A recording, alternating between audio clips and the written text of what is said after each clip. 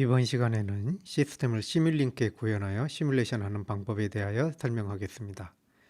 간단한 시스템에 의외로 2차 로우 패스 필터를 컨티뉴스 타임과 디스크리트 타임으로 각각 구현하여 보고 시뮬레이션 결과를 비교하여 보겠습니다. 컨티뉴스 타임 2차 필터 구조와 루프 이득과 전달함수 개수와의 관계에 대하여는 액티브 필터 강의 동영상을 참고하기 바랍니다. 먼저 프로젝트와 모델을 새로 생성하고 2차 필터를 구현하기 위해서는 두 개의 적분기가 필요하므로 라이브러리의 컨티뉴어스 그룹에 있는 적분기를 가져와 두 개의 적분기가 연속되도록 서로 연결합니다. 시그널 플로우 그래프에서 각 신호가 합하여지는 노드는 시뮬링크 모델에서는 애더로 구현되며 시그널 플로우 그래프에서 경로의 이득은 게인으로 구현됩니다. 애더와 게인을 가져와 네스티드 루프를 다음과 같이 구현하고 애더에서 합하여지는 신호의 부호를 신호선도와 같도록 설정합니다.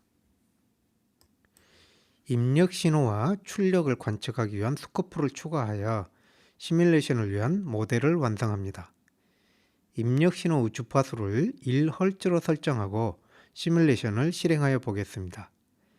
결과 파형을 보면 파형이 정상적으로 표현되지 못하고 꺾인 직선들이 보이는데 이는 시뮬레이션 간격이 파형을 표현하기에 충분히 작지 않기 때문입니다.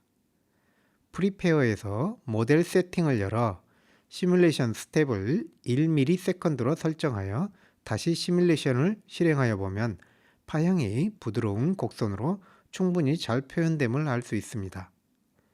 시뮬레이션 간격은 예측되는 가장 빠른 파형의 변화를 충분히 표현할 수 있을 정도로 가능한 작은 값으로 설정하여야 실제 컨티뉴스 타임에 근접한 시뮬레이션 결과를 얻을 수 있습니다. 이제 시뮬레이션 시간을 조금 더 길게 실행하여 보면 초기 상태로부터 변화가 일어나는 과도기적인 시간이 지나면 안정된 파형으로 유지되는 것을 볼 수 있는데 과도기를 트랜지션 피리어드라고 하고 안정된 상태를 스테디 스테이트라고 합니다. 임펄스와 스텝 입력에 대한 반응을 관측하기 위하여 동일한 시스템을 3개 만들겠습니다. 현재의 2차 필터를 선택하여 마우스 오른쪽 버튼을 누르면 선택된 시스템을 하나의 서브 시스템 블록으로 표현할 수 있습니다. 이 블록은 커스텀 라이브러리를 형성하여 라이브러리에 추가하거나 복사하여 반복적으로 사용할 수 있습니다.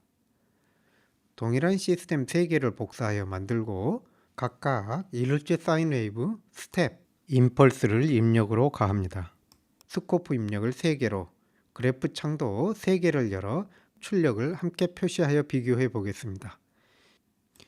임펄스 신호는 시뮬레이션 시작지 한 번만 발생하도록 주기를 정하고 시뮬레이션 간격의 역수 크기를 갖는 단일 펄스로 설정하여야 합니다. 시뮬레이션을 실행하여 보면 스텝 및 임펄스 레스폰스에서 과도기 반응을 보다 명확하게 볼 수 있습니다. 과도기 반응은 미분 방정식의 해를 구할 때 호모지니어스 솔루션에 상응하는 것으로 적분기의 초기 상태의 영향이 사라지기까지의 반응을 나타냅니다. 스테디 스테이트는 초기 상태의 영향이 사라진 후 입력에 따른 반응을 구하는 파티큘라 솔루션에 해당하는 것입니다. 적분기의 초기 값을 다르게 설정하면 과도기 반응이 다소 다르게 나타나는 것을 볼 수 있습니다. 이제 구현된 시스템이 2차 로우 패스 필터로 동작하는지 입력 신호 주파수를 달리하여 시뮬레이션 해보겠습니다. 이 구조에서 안쪽 루프 이득은 Q분의 오메가 제로를, 바깥쪽 루프 이득은 오메가 제로를 결정하기 때문에 구현된 필터는 컷업 주파수가 1이며 Q가 1인 필터입니다. 따라서 각 필터에 각각 패스밴드에 속하는 0.1Hz, 트랜지션 밴드에 속하는 1Hz, 스탑 밴드에 속하는 10Hz 신호를 인가하여 출력을 고찰하여 보면 0.1Hz는 출력 신호의 진폭이 1로 유지되지만 주파수가 높아질수록 출력이 감쇄됨을 알 수 있습니다. 세 개의 신호를 합하여 입력으로 인가하면 출력에는 각 주파수 성분에 대한 출력의 합파형이 나타나는데 크기가 거의 1인 0.1Hz 신호에 작은 1Hz 성분이 더하여져 있으며 10Hz 성분은 출력에서 거의 보이지 않음을 알 수 있습니다. 선형 시스템에서 여러 신호의 합에 대한 반응은 각 신호에 대한 반응의 합이 된다는 슈퍼포지션 원리를 확인할 수 있습니다. 필터의 안쪽 루프 게인이나 바깥쪽 루프 게인을 0.1, 1 또는 10으로 각각 바꾸어서 시뮬레이션을 수행하여 보고 루프 게인과 전달 함수 계수, 주파수 응답, 시간 응답 사이의 상관관계를 탐구해 보기 바랍니다. 다시 원래 필터 하나만 남겨두도록 정리를 하겠습니다. 시그널 플로우 그래프와 메이슨 룰 강의 동영상에서 설명한 바와 같이 전달 함수 분자항은 입력으로부터 출력까지의 포워드 패스 경로에 의하여 결정되기 때문에 이 구조에서 각 노드를 출력으로 본다면 각각 로우 패스 필터, 밴드 패스 필터, 하이 패스 필터 특성을 갖게 됩니다. 각각의 노드에서 출력을 확인하여 보면 각각 로우 패스, 밴드 패스, 하이 패스 필터가 되어 나타남을 확인할 수 있습니다. Q와 오메가 제로를 결정하는 계수를 바꾸어 시뮬레이션 해보고 각 계수들이 출력에 어떠한 영향을 미치는지 음미해 보기 바랍니다. 이제 동일한 구조와 계수를 갖는 필터를 디스크리트 타임 시스템으로 구현하여 보겠습니다. 컴퓨터에서 이루어지는 시뮬레이션은 유한한 시간 간격으로 계산이 이루어지므로 그 자체로서 이미 디스크리트 타임입니다.